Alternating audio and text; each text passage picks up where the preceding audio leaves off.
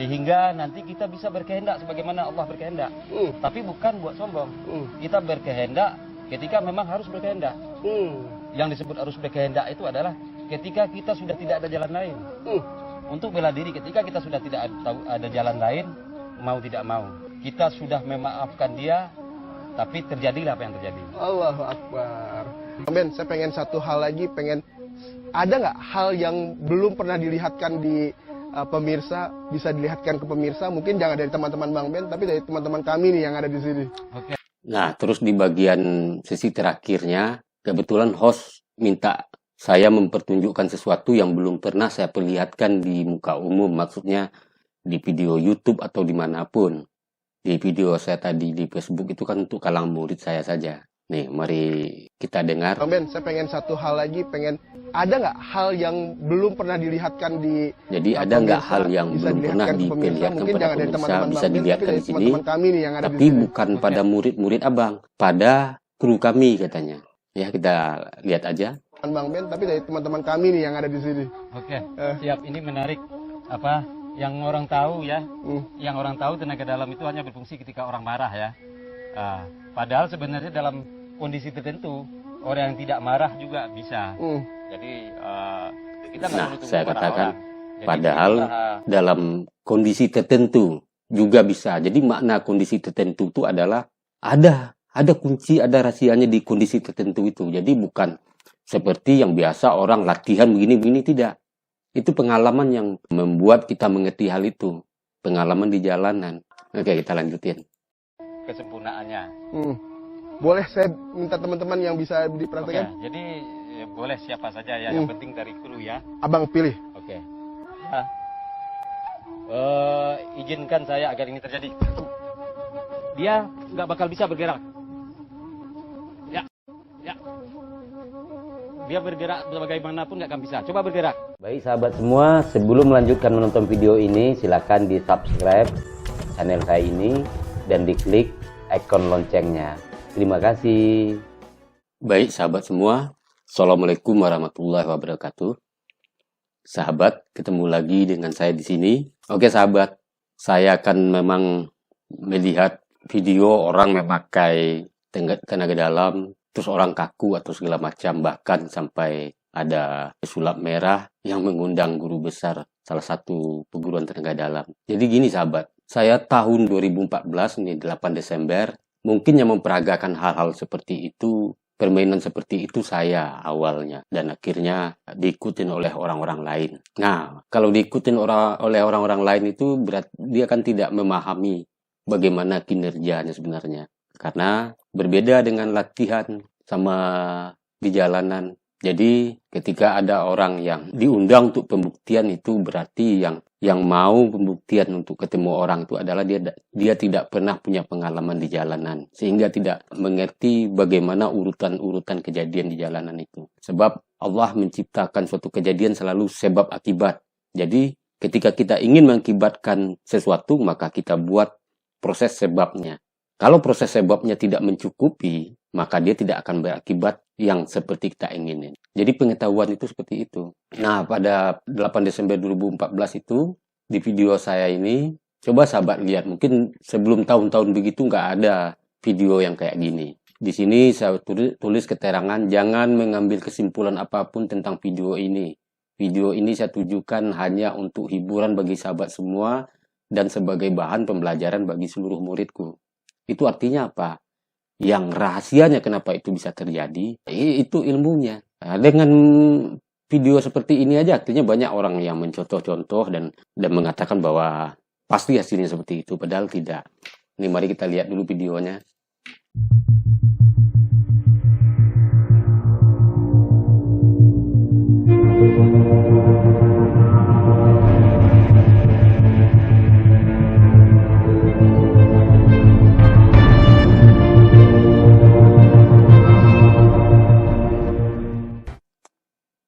Oke, seperti itu.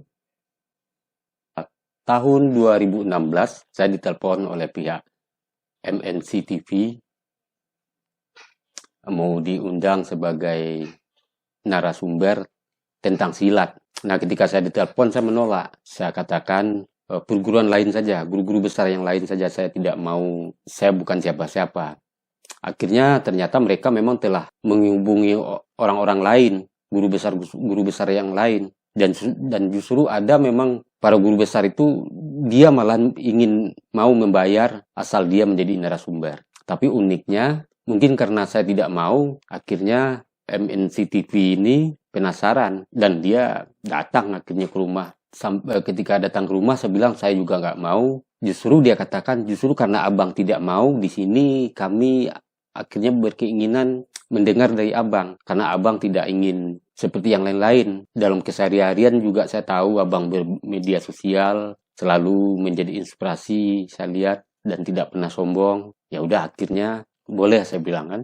Tapi kalau nanti saya jadi narasumber, kita tidak ada dibuat susunannya karena saya tidak pandai begitu, tidak ada hafal-hafalan mesti begini-begini, tidak, nanti kita mengalir saja. Akhirnya dia setuju. Nah, ini videonya kan pada bulan Juli 2016 yang saya upload kembali di YouTube. Nah, sekarang mari kita lihat lengkapnya.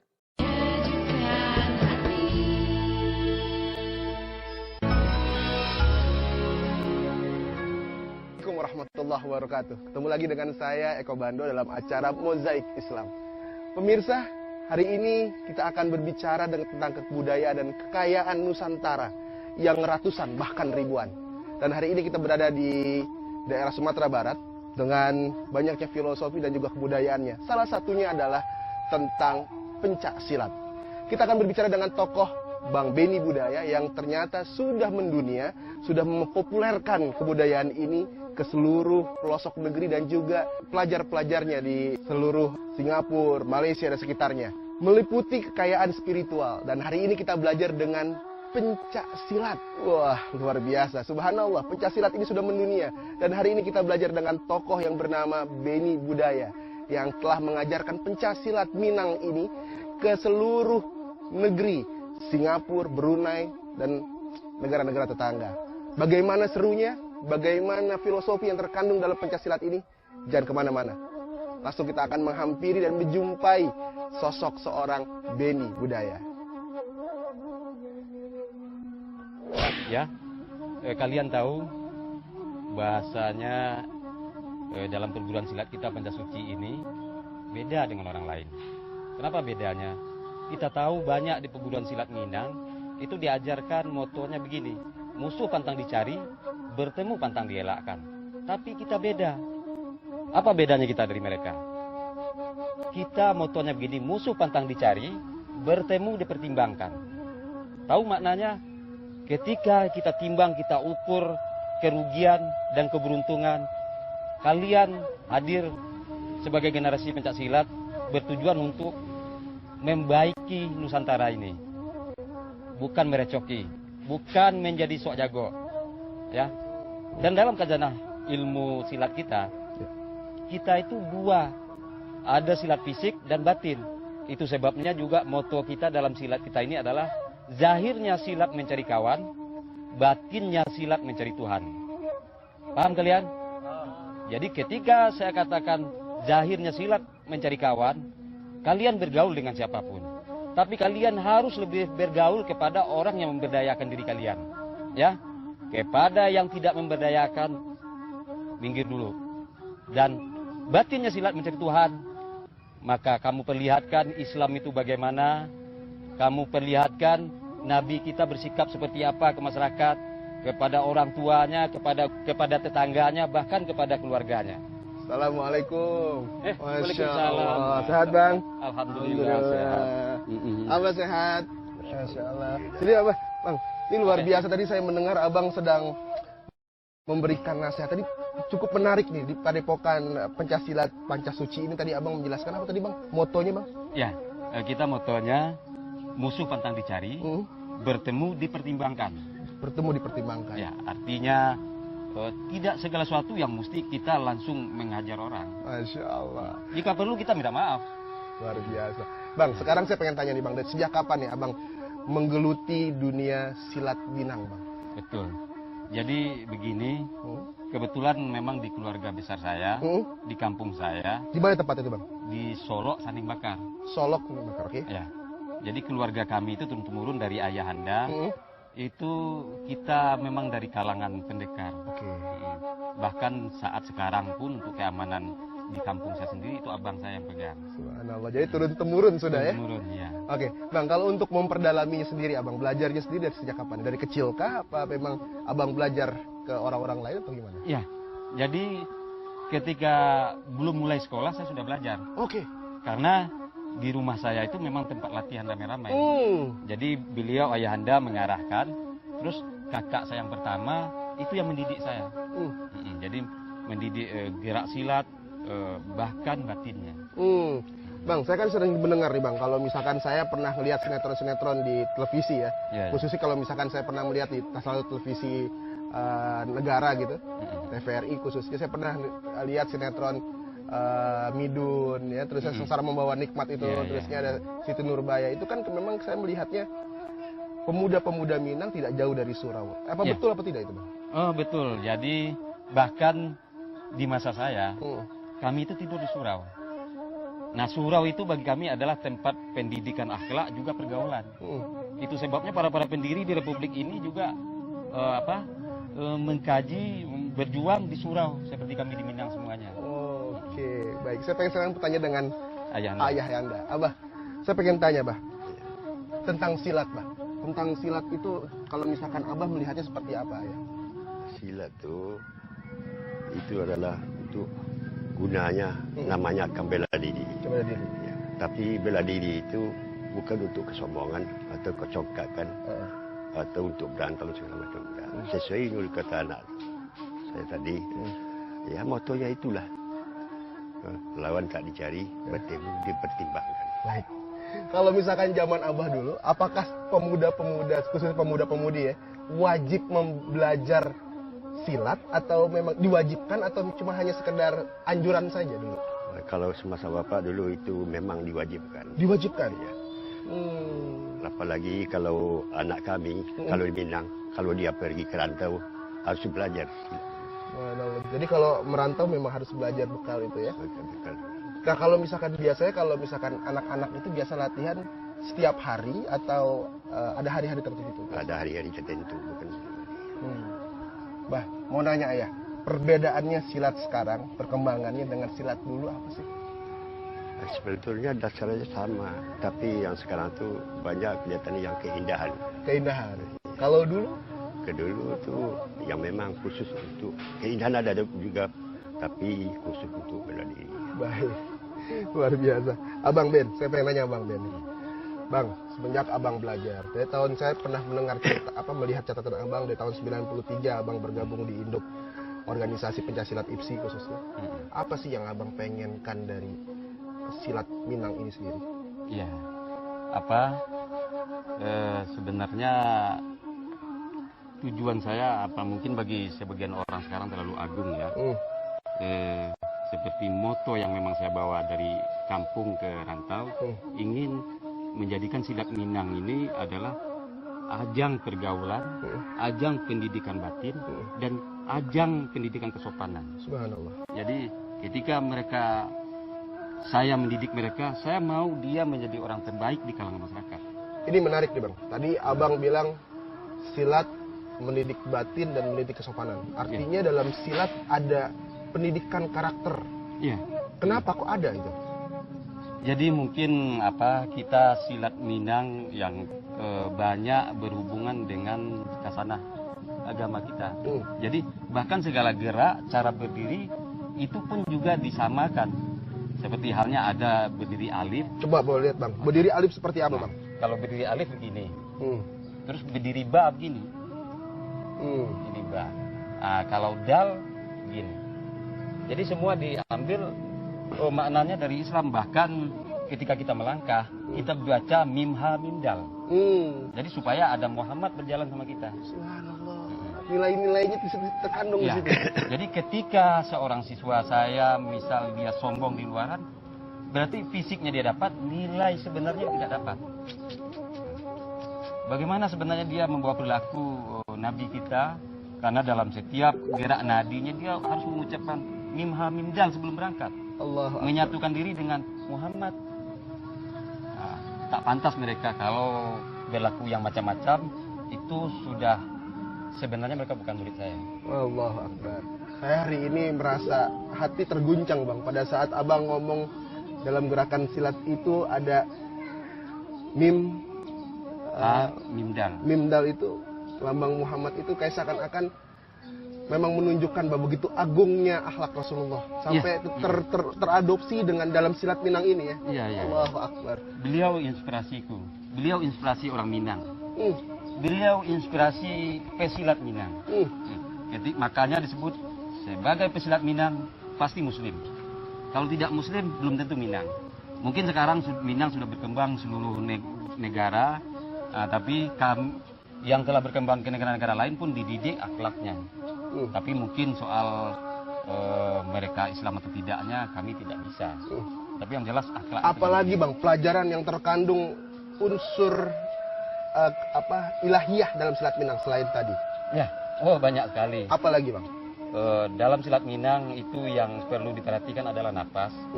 Bagaimana kita hidup. Ketika sudah kita perhatikan napas, kita satukan napas kita dengan zat yang maha kuasa, sehingga nanti kita bisa berkehendak sebagaimana Allah berkehendak. Tapi bukan buat sombong. Kita berkehendak ketika memang harus berkehendak. Yang disebut harus berkehendak itu adalah ketika kita sudah tidak ada jalan lain. Untuk bela diri ketika kita sudah tidak ada jalan lain, mau tidak mau. Kita sudah memaafkan dia, tapi terjadilah apa yang terjadi. Allahu Akbar.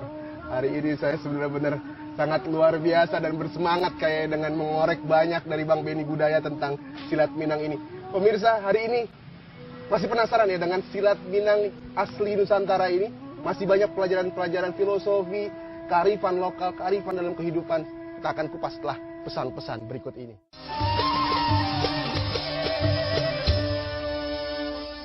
Sahabat Islami, balik lagi di Mozaik Islam. Penasaran dengan tadi ya? Dengan ternyata silat Minang ada nilai-nilai keindahan dan juga nilai-nilai ilahiyah. Kita akan terus mengupas silat Minang ini bersama Bang Ben, bersama teman-teman padepokan dari perguruan silat Pancasuci. Kita langsung tanya sini kepada Bang Ben. Bang Ben, tadi kan Abang sudah menjelaskan tentang langkah Minang, ada maknanya. Apalagi Bang, nilai-nilai yang terkandung dalam silat Minang ini Bang? Oh ya, kami di Minang sebelum pengetahuan banyak datang, kami memakai alam terkembang menjadi guru. Alam terkembang menjadi guru. Apa maksudnya? Nah, di silat juga seperti itu. Alam terkembang menjadi guru itu adalah kita bisa mempelajari kejadian apapun yang terjadi di kehidupan ini, yang kita ambil pembelajaran. Nah, contohnya begini. Kenapa kitab-kitab agama Samawi selalu banyak menceritakan masa lalu, sejarah lalu, itu bertujuan agar hal-hal yang buruk tidak terjadi lagi di masa sekarang kita ini. Begitu juga kehidupan dalam bersilat juga, ketika kita bersosialisasi dengan orang, kita bisa tahu kenapa keributan terjadi, kenapa perkelahian terjadi, dan apa penyebabnya. Itu yang kita pelajari, sehingga itulah yang kita ambil kebaikan dari kejadian itu supaya tidak terjadi hal-hal yang buruk. Waduh, jadi pengalaman merupakan guru terbaik ya Bang ya? Ya. Sebab dan akibat itu pasti dalam semesta ya. Luar biasa Bang. Nah, ini tadi pasti pemirsa juga agak bingung ya. Tadi ada seorang abahnya dari Bang Ben, sekarang ada seorang wanita cantik, muda, belia yang sering menemani ya. Pasti juga pemirsa di rumah kaget tercengang-cengang nih, ada apa nih? Jangankan pemirsa, kameramen juga agak bingung kayaknya nih ya pada saat mengambil close up wajahnya. Baik, saya akan langsung nanti bertanya tentang soal dari sisi anak. Siapa namanya Bang? Boleh dikenalkan Bang? Oke. Nama anak saya ini yang kedua, namanya Kartika Suci. Kartika Suci. Kartika Suci? Dwi Sirkandi. Dwi Sirkandi. Oke, sekarang saya pengen tanya, Tika terlahir dari keluarga pesilat. Apa yang Tika rasakan? Punya kebanggaan nggak sih punya papa pesilat, jago bela diri? Ada kebanggaan sih? Bangga. Apa yang bangganya tuh? Bangga ya, semua orang tuh kayak belajar sama papa. Tika juga suka ini sama papa. Pernah nggak sih di sekolah pernah dibully? Papanya Tika jagoan lo gini-gini, pernah nggak sih? Enggak, justru malah teman-teman kayak malah juga akrab sama papa sih. Jadi juga akrab. Ada yang ini nggak? Ada yang tahu-tahu ada yang segan sama Tika di sekolah atau di ikut kampus? Rata-rata sih kayak sebenarnya gitu. Masya Allah. Bahkan mungkin saya tambah ya. Bahkan gurunya sendiri jadi segan ke dia. Jadi kan ada peraturan sekolahan itu mesti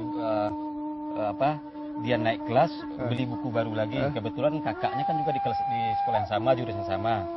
Nah, dia nggak mau. Lantas kata gurunya, ini peraturan.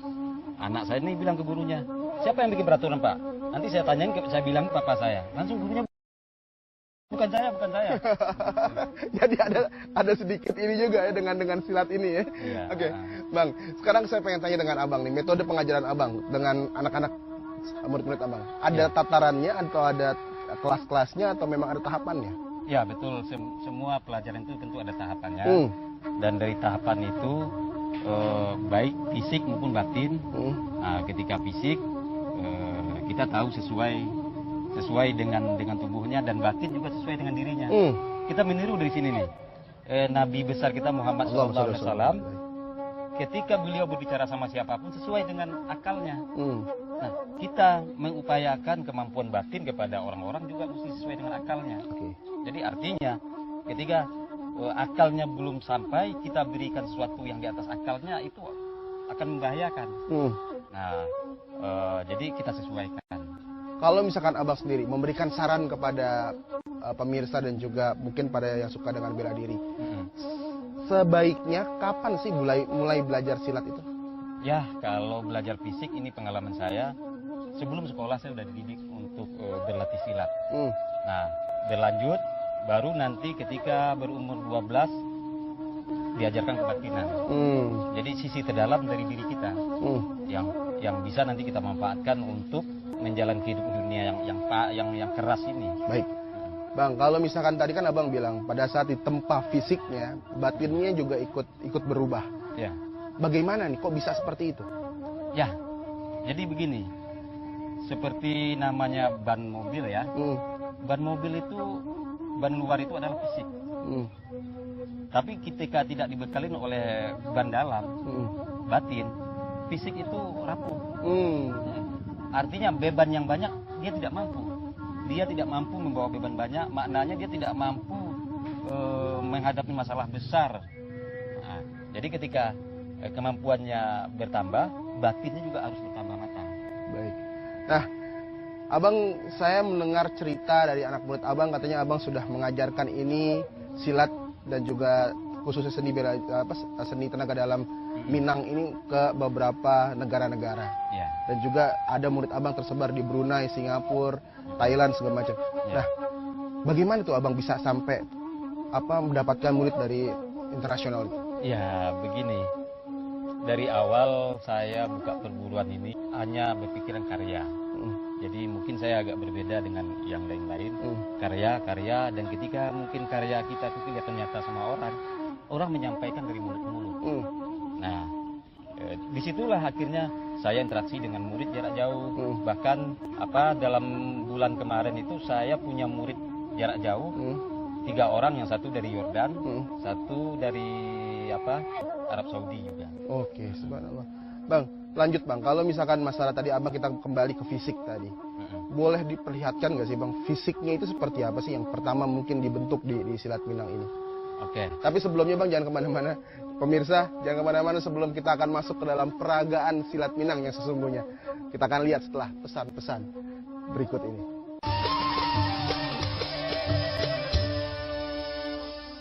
Sahabat Islami, kembali lagi di Mozaik Islam, dan sekarang kita tiba saatnya melihat peragaan dan juga atraksi dari silat Minang yang mendunia. Seperti apa? Hari kita akan lihat.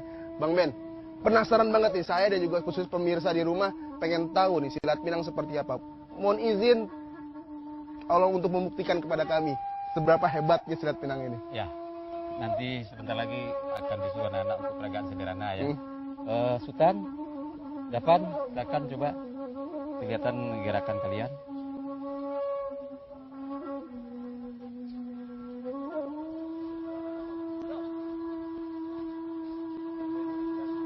Ekspresi ya. Nah, di sini di sini mereka memperagakan langkah 3, juga jurus dari harimau. Jurus harimau Minang. Yang ini juga sekarang jurus harimau ini memang jadi terkenal di di dunia apa, di dunia perfilman juga bahkan Oke. dikenal. Ini salah satu keragaannya.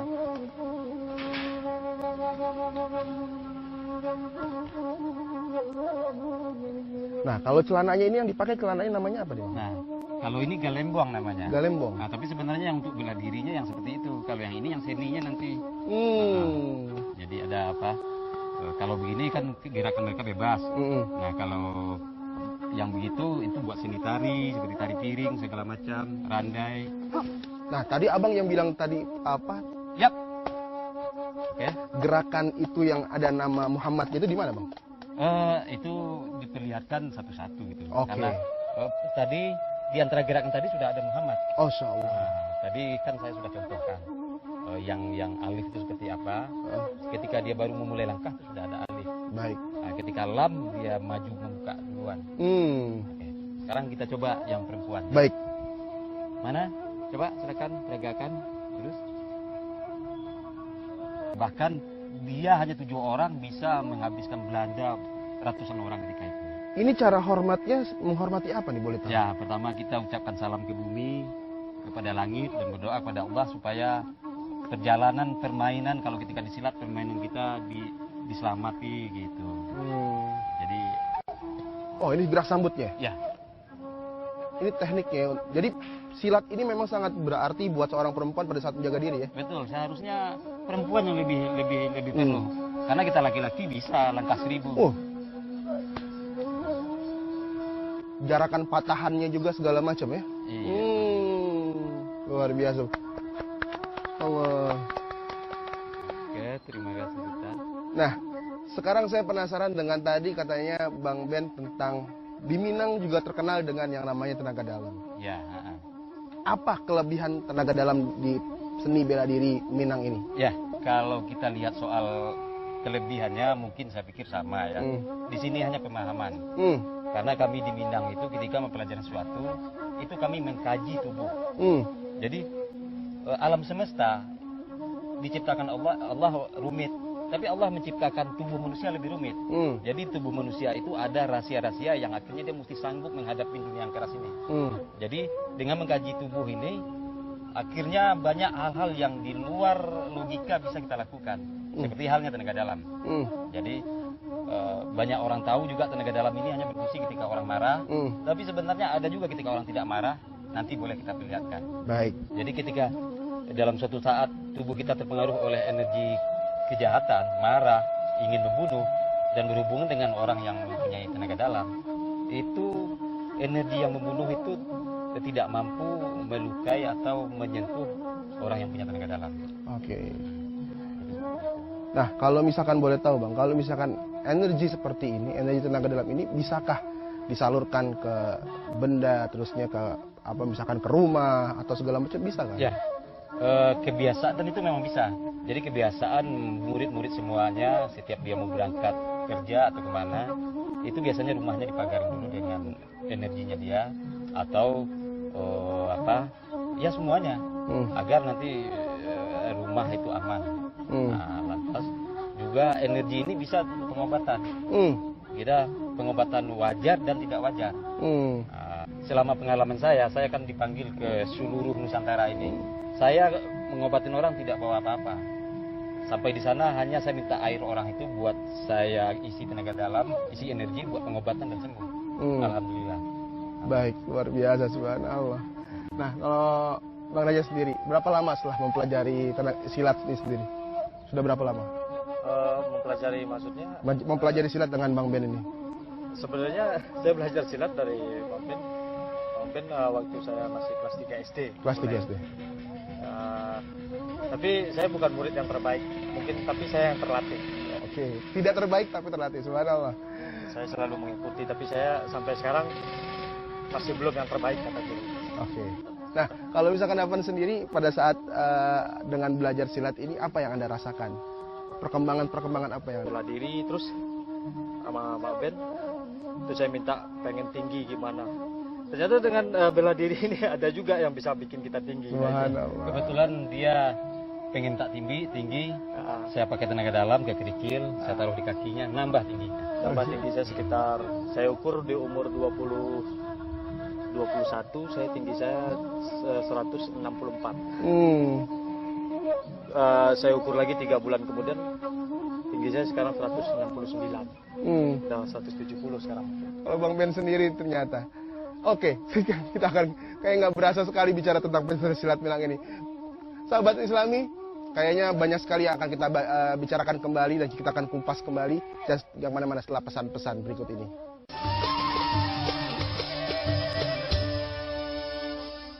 Sahabat Islami, kembali lagi di Mozaik Islam dan sekarang kita akan teruskan perbincangan kita dengan Bang Ben seputar tentang silat asli Minang, Sumatera Barat dan tenaga dalamnya.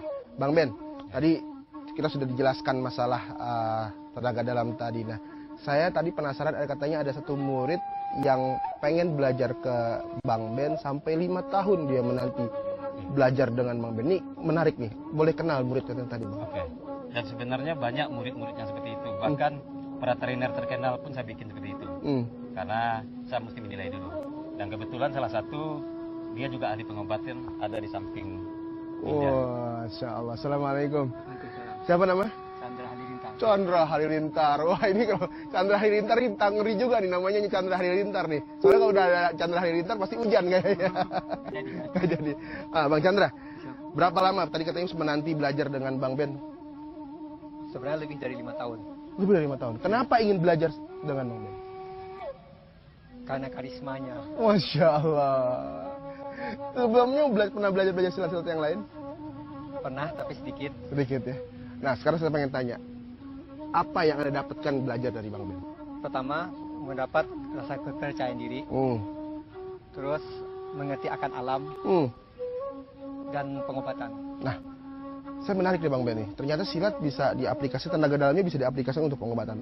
Apa yang bisa Anda pergunakan untuk mengobati dengan tenaga dalam ini? Yang paling gampang itu misalnya ketika kita kena pukul, cedera, insya Allah dengan tenaga dalam itu akan mengurangi rasa sakitnya. Jadi seketika itu ya? Insya Allah. Selain itu lagi?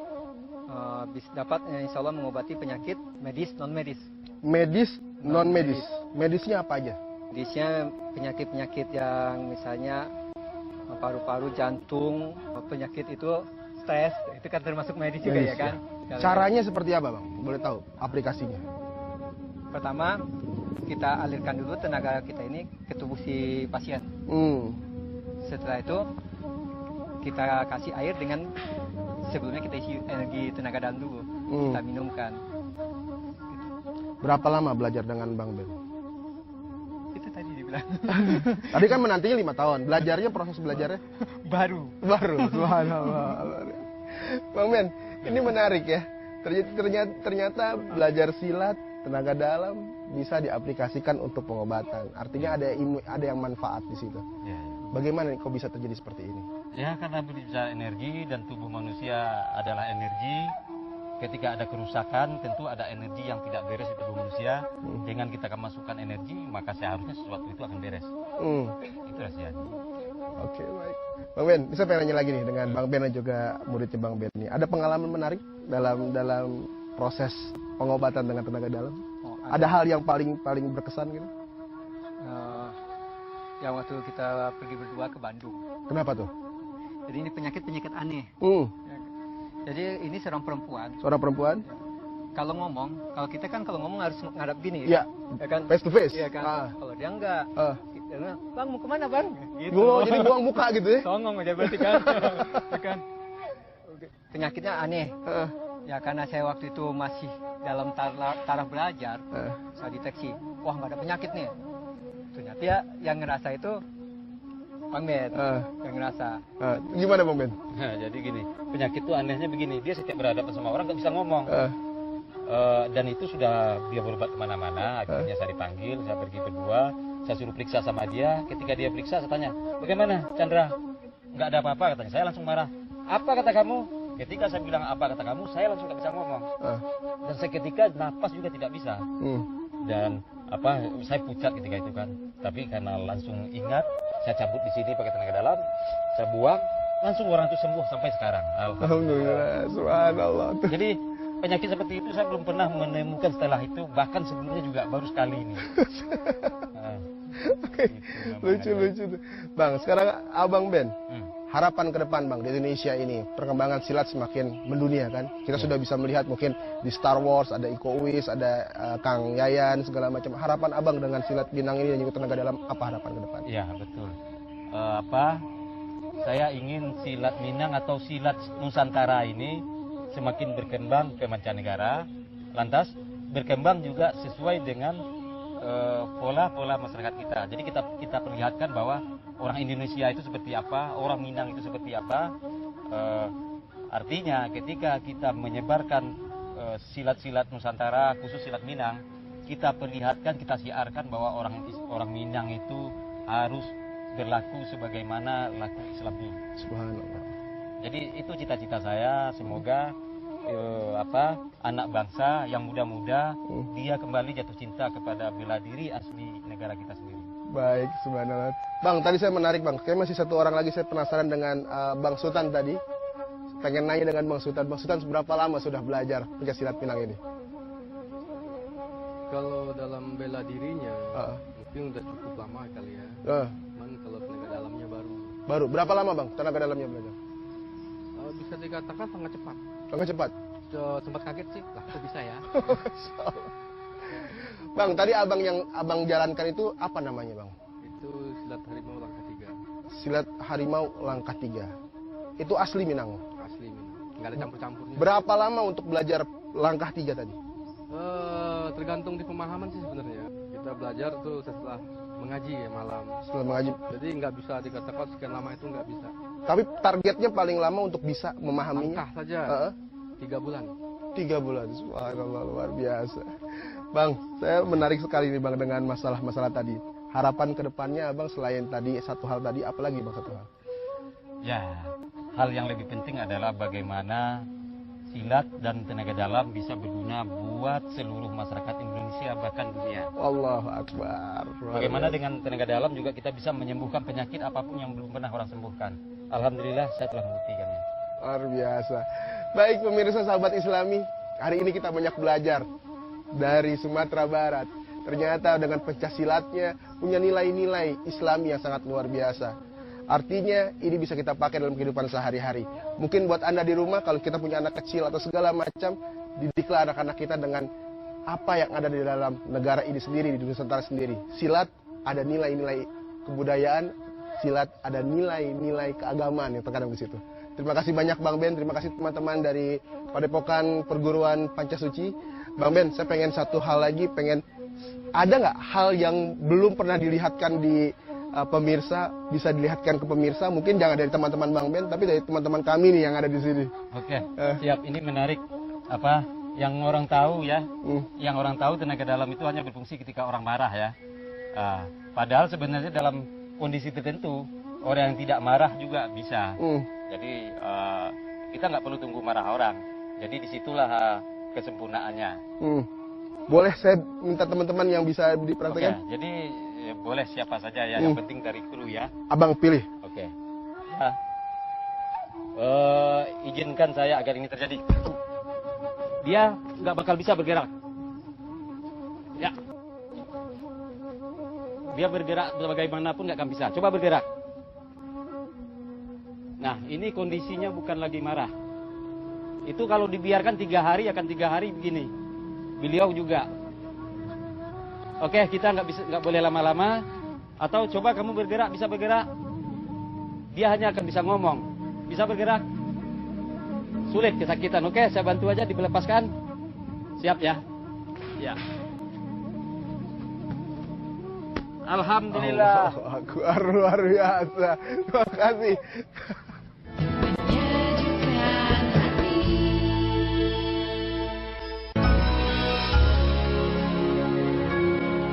Ben, saya pengen satu hal lagi, ada nggak hal yang belum pernah dilihatkan di pemirsa, bisa dilihatkan ke pemirsa, mungkin jangan dari teman-teman Bang Ben, tapi dari teman-teman kami nih yang ada di sini. Oke. Nah, terus di bagian sesi terakhirnya, kebetulan host minta saya mempertunjukkan sesuatu yang belum pernah saya perlihatkan di muka umum, maksudnya di video YouTube atau dimanapun.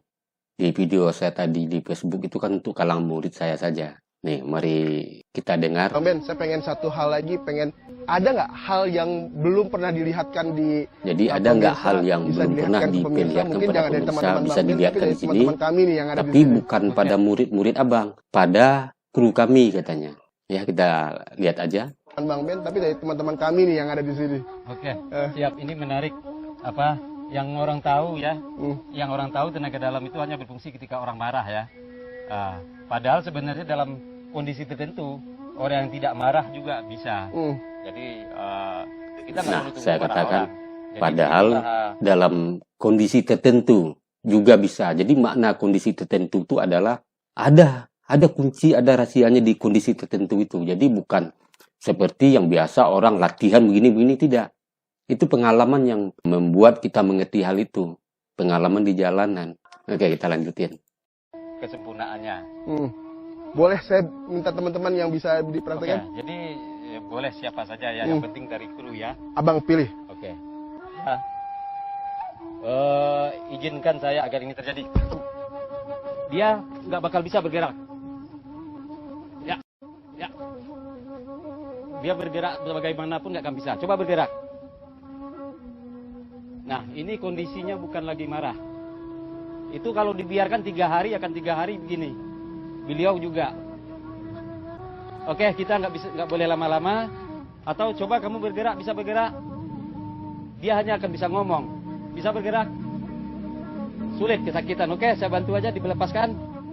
Siap ya? Ya. Alhamdulillah. Luar biasa. Terima kasih. Jadi sahabat semua, akhirnya saya lihat belakangan, ya setelah episode video saya ini banyak orang yang juga buat video yang bikin orang kaku, yang juga berbicara ini dibiarkan 3 hari 3 malam akan tetap begitu.